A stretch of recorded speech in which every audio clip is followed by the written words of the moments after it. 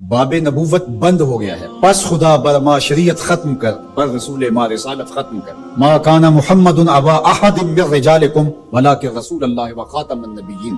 واضح غیر مبہم اور حتمی اعلان. لیکن اس کے باوجود بھی ایک شخص نے کہا کہ میں نبی ہوں، لوگوں نے اسے بھی مان لیا. نبی کا آنا ممکن نہیں ہے، لیکن پھر بھی اگر کسی نے ادعا کیا تو لوگوں نے اس کو تسلیم کر لیا. اور ولی کا آنا تو ممکن ہے. تو اب کوئی شخص ادعائے ولایت کرتا ہے تو اس کو اگر لوگ مان لیں تو اس پر کیا تعجب ہے. تو یہ بات طے شدہ ہے کہ جس چیز کی ڈیمانڈ ہوتی ہے مارکیٹ میں 2 نمبر اسی کا آتا ہے. تو اولیاء اللہ یہ اللہ نے عزت کے نشان بنائے ہیں، تو اس لیے بہت سارے لوگ جھوٹے مدعی ہوں گے کہ ہم ولی ہیں.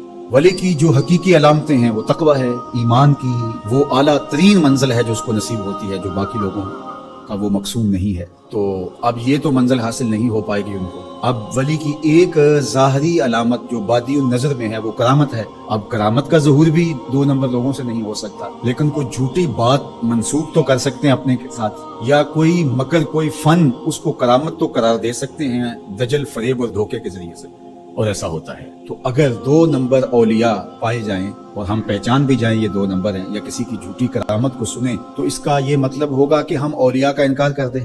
جھوٹے مدعیان نبوت کو ہم پائیں، ان کا انکار کریں، تو کیا اس کا یہ مطلب ہوگا کہ 1 لاکھ کئی ہزار نبیوں کا بھی انکار کر دیں؟ کوئی جھوٹا مدعی نبوت جھوٹے معجزات پھیلا دے اپنے، ان جھوٹے معجزات کا ہم انکار کریں، تو کیا اس بہانے ہم سچے نبیوں کے معجزات کا بھی انکار کر دیں؟ یہ تو دانشمندی ہی نہیں ہے. اس طرح 2 نمبر لوگوں کے گڑے ہوئے کلام کو، گڑی ہوئی باتوں کو، ان کے دجل و فریب کو، ان کی تلبیسات کو، ان کی دسیسہ کاریوں کو، ان کے مکر کو، ان کے متبعین کی گڑی ہوئی چیزوں کو، ان کے حفوات کو ہم کیا کرامت قرار دے دیں؟ ہم کہتے ہیں نہیں، بالکل نہیں. تو کیا اس کا یہ مطلب ہے، اس کا یہ مفہوم ہے کہ جو اللہ کے ولی ہیں ان کے حقیقی کرامات کا انکار کر دیا جائے؟ جب علم سطحی ہوگا تو ایسا ہوگا. 2 نمبر لوگوں کی حفوات کو آپ ضرور اس کی تردید کریں. بزرگوں کی کتابوں کے اندر بعد میں آنے والوں نے کچھ چیزیں مندرج کر دی. جب اللہ کے رسول سے لوگوں نے حدیثیں منسوب کر دی تو کسی بزرگ کے ساتھ کرامت کیوں نہیں منسوب کی جائے گی؟ یہ ہو سکتا ہے. اس کو آپ الگ کیجئے، فن کے اعتبار سے الگ کیجئے، جس طرح محدثین نے کیا. انہوں نے چھانٹی کی، موضوع اور صحیح کو الگ الگ کیا. یہ تو نہیں ہے کہ ایک موضوع حدیث آ گئی تو پورے ذخیرہ حدیث کا انکار کر دیا. ایسا تو نہیں کیا. باہر کے راہ گلی میں راہ مسوس، اگر کمبل میں پسو پڑ جائیں تو کمبل جلانا چاہیے یا جھاڑ کے پسو نکالنے چاہیے؟ دانش مندی تو یہی ہے کہ اس کمبل سے پسوؤں کو نکال کر کے اس کمبل کو صاف کیا جائے، نہ یہ ہے کہ کمبل ہی جلا دیا جائے. لوگوں نے دین ہی جلا دیا. اور میں آپ کو ایک کہانی قرآن سے سناؤں. واقعہ اس طرح ہوا کہ حضرت سلیمان علیہ السلام کو آ کے ہدہد نے بتایا کہ ملک سبا میں ایک خاتون ہے جو لوگوں پر حکمرانی کر رہی ہے، اور اس کے پاس بہت بڑا تخت ہے. اس تخت کی چوڑائی اور لمبائی علماء تفسیر نے لکھا کہ 60 ہاتھ چوڑا تھا اور 80 ہاتھ لمبا تھا.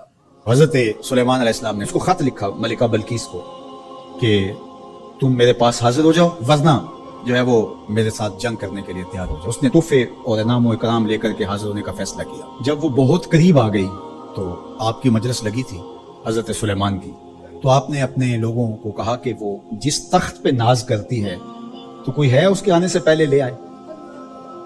اور وہ بالکل قریب آ چکی تھی. تو ایک جن اٹھا، اس نے کہا حضرت یہ خدمت میرے ذمہ لگائیے. قال عفریت من الجن، وہ بڑا قوی ہیکل، بڑا طاقتور، بڑی توانائی رکھنے والا. اس نے کہا کہ حضرت یہ ذمہ داری میری رہی. کب تک لے کے آؤ گے؟ کہا مجلس برخاست ہونے سے پہلے لے آؤں گا. صبح کو مجلس لگتی تھی، دوپہر کے وقت برخاست ہو جاتی تھی. تو اس نے کہا مطلب میں دوپہر تک لے آؤں گا. اللہ اکبر. 1 مہینہ جاتے ہوئے لگتا تھا، 1 مہینہ آتے ہوئے لگتا تھا. ڈبیا بھی ہو اور جیب میں ڈال کے لے آنی ہو پھر بھی 2 ماہ چاہیے. اور وہاں پہروں کے اندر مکفل تھا. بڑی بات تھی نا. لیکن حضرت سلیمان نے کہا نہیں، مجھے اس سے بھی پہلے چاہیے. تو پھر کیا ہوا؟ قال الذی عنده علم من الکتاب. پھر وہ اٹھا جس کے سینے میں زبور کا علم تھا، جو کتاب کو جاننے والا تھا. وہ بولا انا آتیک بہ قبل ان یرتد الیک طرفک. حضرت آپ آنکھ بعد میں جھپکیں گے، تخت پہلے پڑا ہوگا. اور حضرت سلیمان نے بھی آنکھ نہیں جھپکی تھی، تخت پڑا ہوا تھا. 1 مہینہ جاتے ہوئے لگتا ہے، 1 مہینہ آتے ہوئے لگتا ہے. یار حضرت سلیمان کا امتی آنے واحد میں تخت لے کے قدموں میں حاضر کر دیں، اور یہ قرآن نے کہا ہے، تو شاہ نقش بند بخاری بخارے سے قابل میں نہیں آ سکتے.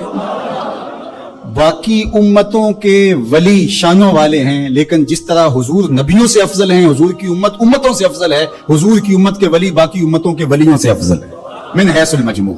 حضرت سلیمان کے غلام کی شان ہے کہ آنے واحد میں یہ کرشمہ کر دکھاتے ہیں، اور مقتدی بن کے حضرت سلیمان مسجد اقصی میں جس نبی کے پیچھے کھڑے ہیں، اس امام کی شان کا عالم کیا ہوگا؟ جس کے غلام کی یہ شان ہے، اس کے امام کی شان کا عالم کیا ہوگا؟